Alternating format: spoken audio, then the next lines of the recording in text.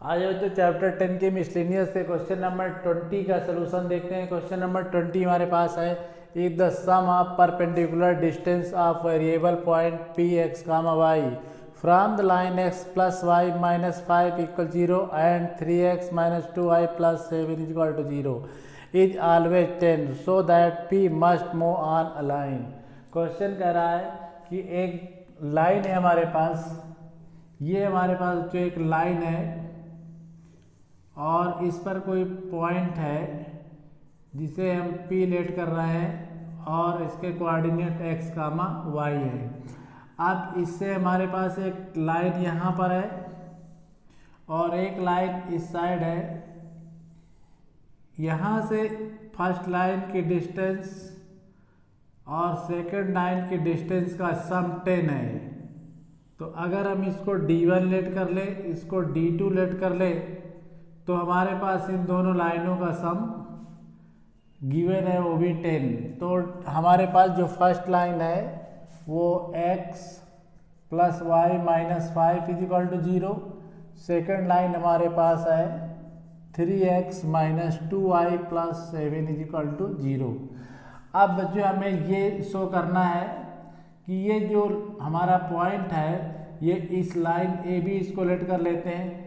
A B line पर move कर रहा है, मतलब ये अगर मूव कर रहा है तो इसी लाइन में ही रहेगा। ये कंडीशन हमारे है कि यहाँ पर इसकी डिस्टेंस और इसकी डिस्टेंस का सम हमारे पास कितना है, 10 है। इस लाइन को लेट कर लेते हैं बच्चों सी डी, तो फिर इस लाइन को हम लेट कर लेते हैं ई एफ। अब जो हमारे पास क्वेश्चन ने इंफॉर्मेशन दिया है उसी पे वर्क करना है। तो हमें क्या दिया गया है कि ये डिस्टेंस और इस डिस्टेंस का सम हमारे पास 10 है। तो हम सबसे पहले इस पॉइंट से सी डी लाइन की डिस्टेंस फाइंड करेंगे, फिर इस पॉइंट से ई एफ लाइन की डिस्टेंस फाइंड करेंगे और उन दोनों का सम हम 10 के इक्वल करेंगे। यही इंफॉर्मेशन हमारे पास है, इसी से हम आगे इसकी इक्वेशन फाइंड करेंगे। और जो इक्वेशन आनी चाहिए बच्चों वो हमारे पास इस फॉर्म में आनी चाहिए, a x plus b y plus c की फॉर्म में आनी चाहिए। मतलब इस तरह की फॉर्म होनी चाहिए, वैल्यू कुछ भी हो सकती है। तो आइए सबसे पहले हम डिस्टेंस फाइंड करते हैं। हमारे पास इक्वेशन है, देखिए लाइन हमारे पास, यहाँ पर लाइन हमारे पास सी डी है। तो सी डी के लिए देखें बच्चों, a x plus b y minus 5 is equal to 0। अब इससे अगर कंपेयर करते हैं a x plus b y plus c is equal to 0 और यहाँ x1 y1 की वैल्यू x और y है। तो परपेंडिकुलर डिस्टेंस फाइंड करने का formula d1 is equal to हमारे पास होगा ax1 plus by1 plus c और डिवाइड में under root a square plus b square, ये फार्मूला होता है। यहाँ पर हमारे पास देखिए बच्चों a की वैल्यू तो यहाँ 1 है, अगर इसे कंपेयर करते हैं तो 1 होगा। 1x1 हमारे पास x है, b की वैल्यू भी 1 है, y1 y है और c की वैल्यू -5 है। तो अब यहाँ पर डिवाइड में बनेगा, a का मतलब 1 का स्क्वायर और फिर b का मतलब 1। तो यहाँ d1 की वैल्यू आई x प्लस वाई माइनस 5 और डिवाइड में अंडर रूट 2। ये हमारे पास फर्स्ट इक्वेशन है। सेकेंड आप देखिए इक्वेशन लाइन हमारे पास जो है लाइन ई एफ है। ई एफ में अब कंडीशन आप लेते हैं तो इक्वेशन है 3x माइनस का 2i, 3x माइनस 2i और प्लस 7 इज इक्वल टू 0। इससे फिर कंपेयर करते हैं a x plus b y plus c is equal to 0 और डिस्टेंस फाइंड करते हैं d2। आप डिस्टेंस हम d2 लेंगे, फार्मूला फिर वही डालेंगे, ax1 plus b y one plus c और डिवाइड में हमारे पास है under root a square plus b square. यहाँ a की वैल्यू अब हमारे पास 3 है, देखिए a की वैल्यू हमारे पास 3 है। तो इस तरह से d2 की वैल्यू डाल रहे हैं हम, 3 और x1 x है और माइनस 2y प्लस 7 डिवाइड में देखिए अंडर रूट a का मतलब 3 का स्क्वायर, b का मतलब -2 का स्क्वायर। तो इसको सॉल्व करते हैं तो यहाँ पर 3x minus 2y plus 7 is equal to 9 plus 4 मतलब 13। तो d2 हमारे पास आएगा 3x minus 2y plus 7 divide में अंडर रूट 13। ये क्वेश्चन सेकंड है। अकॉर्डिंग टू क्वेश्चन बच्चों हमारे पास दिया है d1 plus d2 is equal to 10। अब यहाँ वैल्यू डालते हैं d1 की हमारे पास, वैल्यू है x plus y minus 5 divide में अंडर रूट 2 और x2 हमारे पास है 3x minus 2y plus 7 divide में under root 13 is equal to 10। अब इसको सॉल्व करते हैं तो एलसीएम अगर हम लेते हैं बच्चों तो यहाँ पर एलसीएम आएगा 2 अंडर रूट 13, मतलब अगर आप एलसीएम इस तरह भी ले सकते हैं अंडर रूट 13, इससे कैंसिल ये मल्टीप्लाई होगी इसकी, तो यहाँ x under root 13 plus y under root 13 minus 5 under root 13 plus यहाँ पर देखिए अब एलसीएम ले रहे हैं तो प्लस ये इससे कैंसिल ये बचेगा, इसकी मल्टीप्लाई होगी तो 3 अंडर रूट 2x माइनस इसकी मल्टीप्लाई करेंगे 2 अंडर रूट 2y और प्लस का 7 अंडर रूट 2 और डिवाइड में हमारे पास कुछ नहीं इक्वल 10। इसकी मल्टीप्लाई साइड करते हैं बच्चों, देखिए अब ये x वाले एक साथ लेते हैं, x बाहर निकाल लीजिए तो x अंडर रूट 13 और ये हमारे पास प्लस का 3 अंडर रूट 2 बनेगा। y वाला पोर्शन लीजिए इसमें तो y बाहर ले लेते हैं तो यहाँ under root 13 minus 2 under root 2 बनेगा। कांस्टेंट वैल्यू ले लीजिए इसमें से, अब कांस्टेंट वैल्यू हमारे पास है 5 अंडर रूट 13 प्लस का 7 under root 2 is equal to, इसकी मल्टीप्लाई करेंगे यहाँ तो 10 और अंडर रूट 26 बनेगा। अब आपको कुछ नहीं करना बच्चों, इसको और इस साइड ले आते हैं तो यहाँ पर x और under root 13 plus 3 under root 2 plus y और यहाँ under root 13 minus 2 under root 2 और ये हमारे पास माइनस में 5 under root 13 plus 7 under root 2 minus 10 under root 26 under root 26 is equal to 0। अब आप देखिए बच्चों ये हमारे पास जो इक्वेशन बनी है वो ax plus by plus c की फॉर्म में बन चुकी है, तो इसलिए यही हमें इक्वेशन आपको बना के देना था, यही हमसे क्वेश्चन चाह रहा था, तो वो डन हो गए। तो सबसे पहले बच्चों आपने क्या किया, इसकी डिस्टेंस फाइंड कर लिया, इसके बाद इसकी डिस्टेंस फाइंड कर लिया। क्वेश्चन ने कहा था इनकी डिस्टेंस का सम हमारे पास 10 है, तो हम उसी बात को लेट कर लिया और उसी बात से हमने आगे क्वेश्चन को सोल्यूशन कर दिया, d1 d2 की वैल्यू डाल दिया और सोल्यूशन कर लिया। सोल्यूशन करने के बाद हमारे पास जो इक्वेशन फाइंड हो गई वही इक्वेशन हमको फाइंड करके देना था। तो इस तरह से क्वेश्चन बच्चों हमारा डन हो गया। क्वेश्चन 21 देखते हैं बच्चों। क्वेश्चन 21 हमारे पास है, find the equation of line which is the equal distance from the parallel lines this and this. Question बच्चों हमसे कह रहा है कि आपको पैरेलल लाइन फाइंड करके देना है जहां कंडीशन दिया है कि इस लाइन से इस लाइन की डिस्टेंस इक्वल है उस लाइन से। कैसे, देखिए बच्चों हमारे पास ये एक लाइन है और इसकी इक्वेशन हमको फाइंड करके देना है, ये ए बी लाइन है, इसकी इक्वेशन फाइंड करके देना है। अब कंडीशन क्या है कि इस लाइन से यहाँ पर एक कोई लाइन है, अब इसको हम लेट कर लेते हैं। लेट क्या गिवन है, 9x प्लस 6y और माइनस 7 इज इक्वल टू 0, तो इसको हम d1 लेते हैं। अब इधर भी एक लाइन है इसी के पैरेलल, ये देखिए ये लाइन है और इस लाइन को हम इसकी डिस्टेंस हमारे पास d2 है और ये लाइन हमारे पास है 3x plus 2y plus 6 is equal to 0। तो क्वेश्चन में दिया है बच्चों ए बी लाइन से सी डी लाइन की डिस्टेंस और ई एफ लाइन की डिस्टेंस इक्वल है, तो हमें ए बी लाइन की इक्वेशन चाहिए। तो हम ये बच्चों लेट कर लेते हैं कि इस ए बी लाइन में कोई पॉइंट है जिसके कोऑर्डिनेट हम ये ए पॉइंट ले लेते हैं, तो ये ए बी पॉइंट है, ए पॉइंट है जिसके कोऑर्डिनेट एक्स कामा वाई है, इसको बी पॉइंट ले लेते हैं, इसको सी पॉइंट ले लेते हैं। अब हमारे पास जो क्वेश्चन में कंडीशन दिया है बच्चों वो दिया है कि ए पॉइंट से सी तक की डिस्टेंस ए पॉइंट से बी तक की डिस्टेंस इक्वल है। तो अब अगर ये इक्वल है बच्चों तो हमें यही कंडीशन लेनी चाहिए और हमें इनकी डिस्टेंस पहले फाइंड करना चाहिए। तो आइए पहले हम डिस्टेंस फाइंड करते हैं ए सी। डिस्टेंस ए सी के लिए हमारे पास देखिए लाइन ए सी के लिए कंडीशन लगा रहे हैं, लाइन ए सी। तो ए सी के लिए इक्वेशन हमारे पास है बच्चों 9x plus 6y plus minus 7 is equal to 0। अब इसे कंपेयर करते हैं ax plus by plus c से इज इक्वल टू 0 और डिस्टेंस का फार्मूला डालते हैं। तो डिस्टेंस का जो हमारे पास डिस्टेंस का जो फार्मूला होता है बच्चों देखिए डिस्टेंस इज इक्वल टू हमारे पास होगा ax1 plus by1 plus c और डिवाइड में under root a square plus b square, ये फार्मूला होता है। अब यहाँ डिस्टेंस हमने d1 ले लिया, a हमारे पास कितना है 9 और x1 x है तो यहाँ पर 9x और y की जगह y1 है, b की जगह 6 है और -7 और अंडर रूट यहाँ पर देखेंगे 9 का स्क्वायर और प्लस यहाँ पर हमारे पास 6 का स्क्वायर होगा। अब इसको और सॉल्व करते हैं तो d1 इजिकल टू हमारे पास क्या हो सकता है 9x + 6y - 7 डिवाइड में 81 + 36 रूट के अंदर इनको और प्लस करते हैं तो ये 9x + 6y - 7 और ये 7 और ये 11। तो इस तरह से ये हमारे पास डिस्टेंस फाइंड हो गए बच्चों। अब हमको क्या करना बच्चों, आगे डिस्टेंस हमको फाइंड करना है EF की।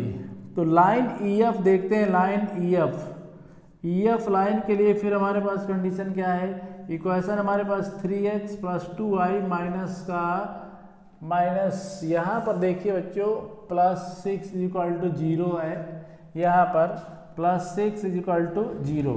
अब इससे कंपेयर करेंगे तो ax + by + c = 0।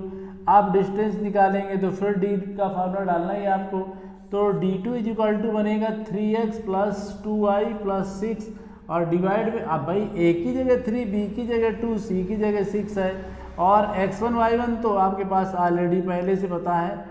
तो फार्मूला चाहे आप फार्मूला डाल सकते हैं, फार्मूला अगर आप इसमें यूज करते तो ax1 + by1 + c और √a² + b² ये फार्मूला था आपके पास मॉड के अंदर। अब आपको क्या करना है, d2 आपके पास आ चुका है बच्चों, तो यहाँ a के प्लेस पे 3 है, मतलब पूरी लाइन नोट कर दीजिए 3x + 2y + 6 √3 का स्क्वायर और +2 का स्क्वायर। इस तरह से d2 जो हमको मिलने वाली है वो 3x + 2y + 6 और डिवाइड में 9 + 4, मतलब आप इसको कह सकते हैं 3x + 2y + 6 डिवाइड में √13 और वो भी मॉड के अंदर। तो इस तरह से आपको बच्चों मॉड का मतलब है प्लस माइनस। अब अकॉर्डिंग टू क्वेश्चन ये दोनों ही बच्चों इक्वेशन इक्वल है, तो d1 = d2। डिस्टेंस आपने इक्वल कर दिया है क्योंकि क्वेश्चन में दिया गया है। d1 हमारे पास देखिए ये है, यहाँ पर आप लेंगे, आप प्लस माइनस ले लीजिए, मॉड हमारे पास क्या है 9x 6y - 7 और डिवाइड में आपके पास है √1। अब इसको आप ब्रेक भी कर सकते हैं क्या, मतलब 3 √13 और इसको जब लेंगे d2 हमारे पास ये है 3x + 2y + 6 और डिवाइड में √13 मॉड। अब मॉड चाहिए इसको बच्चों प्लस माइनस लगा दीजिए क्योंकि इसमें 2 साइन हो सकते हैं, तो प्लस भी आप ले सकते हैं माइनस भी ले सकते हैं। तो यहाँ पर हमने प्लस माइनस ले लिया, मॉड आप फिनिश कर रहे हैं 2y + 6 अब डिवाइड में √13। अब यहाँ से जो 13 तो वैसे कैंसिल हो जाएंगे, लेकिन अब हमारे पास 2 केस बन रहे हैं। तो केस अगर हम फर्स्ट में लेते हैं तो फर्स्ट केस में हम पॉजिटिव साइन लेंगे। पॉजिटिव साइन के लिए हमारे पास 9x + 6y - 7 और डिवाइड में 3 बनता है और यहाँ प्लस का 3x + 2y और +6 डिवाइड में कुछ नहीं है। अब 3 से मल्टीप्लाई करते हैं तो यहाँ 9x + 6y - 7 और यहाँ पर आपका 3 3 9x प्लस का 6y और प्लस का 6, 9x से 9x कैंसिल हो जाता है, 6y से 6y - 7 = 0.6। मतलब ये पॉसिबल नहीं है बच्चों, ये हमारे पास ये पॉसिबल नहीं, इक्वेशन बनी नहीं, हमको इक्वेशन बनाना था। तो केस सेकंड लेते हैं। अब हमारे पास केस जो है वो सेकंड है, सेकंड में माइनस साइन लेते हैं। तो माइनस साइन के लिए देखिए यहाँ पर हमारे पास बनेगा 9x प्लस का 6y - 7 और डिवाइड में हमारे पास 3 है = माइनस साइन लेंगे तो यहाँ पर आपके पास आएगा 3x + 2y प्लस का 6, इससे मल्टीप्लाई करते हैं तो 9x + 6y - 7 = माइनस के 9x माइनस के 6y माइनस के 18। अब आपको क्या करना बच्चों, इसको यहाँ आप इसमें मल्टीप्लाई किया था बच्चों, देखिए यहाँ पर आपको 18 होना चाहिए था और यहाँ पर 18 मतलब कोई बनता नहीं है इसका, लेकिन आप कैलकुलेशन तो सही कर ही सकते हैं। अब आइए इसको सॉल्व करते हैं। 9 इधर आएगा तो 18x हो जाएगा, 6y इधर आएगा तो 12y हो जाएगा और इसको इधर लाएंगे तो -7 के साथ +18 हो जाएगा = 0। तो 8x प्लस का 12y प्लस का 11 = 0। यही क्वेश्चन आ गई बच्चों आपकी ए बी की। इसी क्वेश्चन की आपको तलाश थी, इस तरह से आपने क्वेश्चन डन कर लिया। तो पहले आपने इसकी डिस्टेंस फाइंड कर लिया, इसकी डिस्टेंस फाइंड कर लिया और दोनों डिस्टेंस आपने इक्वल कर लिया। इक्वल करने के बाद आपने पॉजिटिव साइन लिया तो आपके पास इक्वेशन पॉसिबल नहीं हुई, इसलिए आपने फिर सेकंड केस में नेगेटिव साइन लिया और नेगेटिव साइन के बाद आपके पास इक्वेशन फाइंड हो गए। इसी क्वेश्चन की आपको जरूरत थी, इस तरह से क्वेश्चन आपका डन हो गया। तो क्वेश्चन 22 देखते हैं। A ray of light passing through the point 1, 2 reflected on the x-axis at the point A and the reflected ray passing through the point 5, 3. Find the coordinate of A। तो question आपसे बच्चों क्या कह रहा है? वो कह रहा है कि x एक्सिस पर कोई पॉइंट है। चलिए लेते हैं कोई पॉइंट, x एक्सिस हमारे पास है, ये लेट कर लेते हैं x डैश और ये x एक्सिस है हमारे पास, इस पर कोई पॉइंट है A। अब ये x एक्सिस पर पॉइंट है बच्चों, तो इसका मतलब ये हुआ कि इसके कोऑर्डिनेट तो आप समझ सकते हैं कि वैसे x, 0 ही होंगे इसके, x, 0। अब अगर ये y एक्सिस पर है, अब उसने आपसे क्वेश्चन क्या कहा है कि कोई रे आ रही है और कहाँ से आ रही है, उसने ये बताया है कि कोई पॉइंट है आपके पास यहाँ पर 1, 2 यहाँ से आ रही है। इसके बाद फिर ये एक्स एक्सिस पर पढ़ने के बाद रिफ्लेक्ट हो रही है। अब जब रिफ्लेक्ट हो रही है तो कहाँ से पास होके जा रही है? 5, 2 पॉइंट से पास हो रही है इस तरह से, मतलब ये बी से आ रही है और इस पर रिफ्लेक्ट होके सी से पास हो रही है। तो अब आपको करना क्या है बच्चों, आपको ए के कोऑर्डिनेट बताना है, मतलब एक्स की वैल्यू बताना है। तो कैसे बताएंगे देखिए बच्चों, इस पर वर्क करते हैं। सबसे पहले इसमें देखिए परपेंडिकुलर लाइन हम ड्रा करते हैं। अब रिफ्लेक्शन ऑफ लाइट में आपने ये बात पहले से पढ़ रखा है कि रे परपेंडिकुलर लाइन के साथ जो एंगल बनाती है वही रिफ्रैक्टेड रे भी उतना ही एंगल बनाती है। मतलब अगर ये 30 डिग्री है तो ये भी 30 डिग्री होगा, ऐसा है। तो अब इसको 30 तो आप नहीं कह सकते, कोई सा एंगल आप लेट कर सकते हैं। जैसे हमने इसको थीटा लेट कर लिया, चलिए थीटा लेट कर लेते हैं, अल्फा लेट कर लीजिए तो ये भी अल्फा एंगल होगा। चलिए बात ठीक है। अब ये तो 90 है पूरा, यहाँ से बच्चों ये तो कन्फर्म है पूरा 90 डिग्री का एंगल बनता है। तो अब हमको क्या करना बच्चों, सबसे पहले इसका हम स्लोप लेते हैं AC का।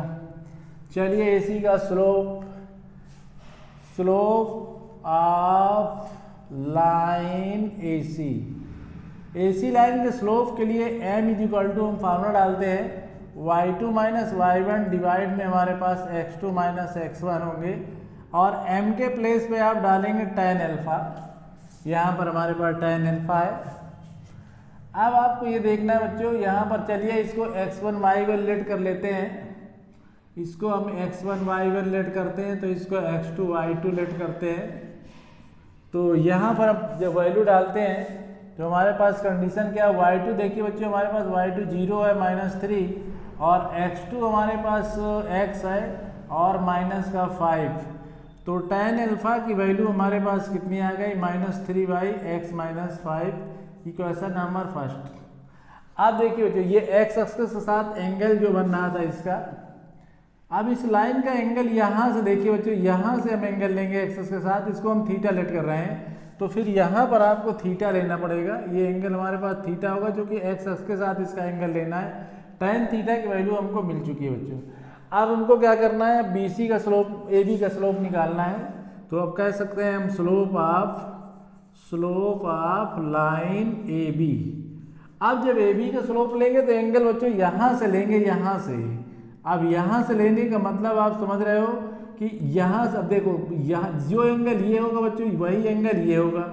अब टोटल एंगल इसका 180 है, इतना माइनस करेंगे तो ये पूरा एंगल हमारे पास जो बनेगा इस लाइन के साथ ये बनेगा 180 माइनस थीटा, इधर का एंगल माइनस कर देंगे। चलिए तो आप स्लोप फाइंड करते हैं हम किसका, AB का। तो AB की स्लोप के लिए फिर फार्मूला लगाते हैं वही y2 - y1 डिवाइड में x2 - x1 का स्लोप का फार्मूला डाल दिया। अब m की जगह क्या करेंगे, tan 180 माइनस थीटा करेंगे। भाई अब एंगल हम यहाँ से लेंगे ना पूरा ये एंगल, तो ये 180 माइनस थीटा हो गया आपके पास। अब इसमें आप फिर इसमें x1 y1 इसी को लेट कर लेते हैं तो x2 y2 आपका यही रहेगा। फार्मूले में वैल्यू डालिए, x2 आपके पास कितना है 0, y1 कितने, y2 आपके पास बच्चों यहाँ पर देखिए y2 है तो ये y2 लिखिए, y2 आपके पास 0 है तो यहाँ पर आप 0 डाल दें, y1 आपके पास 2 है, x2 आपके पास x है, x1 1 है। अब ये देखिए बच्चों 180 minus theta minus tan theta हो गया। अब यहाँ पर माइनस का 2/x माइनस 1 बनता है। अब ये क्या करेंगे, माइनस माइनस कैंसिल हो गए तो अब आप इसमें ले सकते हैं tan theta is equal to 2/x minus 1। अब यहाँ से tan थीटा की वैल्यू डाल सकते हैं बच्चों फर्स्ट इक्वेशन से, फ्रॉम इक्वेशन फर्स्ट इक्वेशन से जब इसकी वैल्यू डालेंगे तो -3/x minus 5 is equal to 2/x minus 1। अब इसको सॉल्व करते हैं तो जैसे इसकी मल्टीप्लाई इसमें करते हैं तो 2x माइनस 10, इसकी मल्टीप्लाई इसमें करेंगे -3x प्लस का 3, इसको इस साइड लाते हैं तो 2x plus 3x is equal to 3, 10 को इस साइड ले जाएंगे प्लस में तो ये 5x is equal to 13, x is equal to 13/5। अब पॉइंट आपने क्या लेट किया था बच्चों, पॉइंट आपने रिलेट किया था ए के कोऑर्डिनेट आपको फाइंड करना था तो x, 0 था तो इस तरह से आपके पास कितने 13/5, 0 उसके कोऑर्डिनेट आ गए जिसकी आपको ज़रूरत थी। तो यही तो आपको फाइंड करके देना था, कोऑर्डिनेट फाइंड करने थे बच्चे, वो तो आपने फाइंड कर लिया। तो आपको यहाँ पर ध्यान देना, देखिए बच्चे जो आपकी रे आ रही है वो परपेंडिकुलर लाइन के साथ जितना एंगल बनाएगी रिफ्लेक्शन के बाद भी उतना ही एंगल बनाती है। अब इस लाइन का अगर इधर से एंगल थीटा तो इधर से भी थीटा होगा। पहले लाइन के लिए तो एक्स एक्स से एंगल आपने थीटा ले लिया, जब सेकंड लाइन के लिए लेंगे तो ये एंगल लेंगे तो टोटल एंगल आपको 180 था तो यहाँ से थीटा माइनस करने के बाद ये एंगल आपको मिल जाएगा। तो इस तरह से इस बात का इसमें खास ध्यान रखना बच्चों और क्वेश्चन आपका इजीली सॉल्व हो जाएगा। तो इस तरह से क्वेश्चन बच्चों आपका डन हो गया।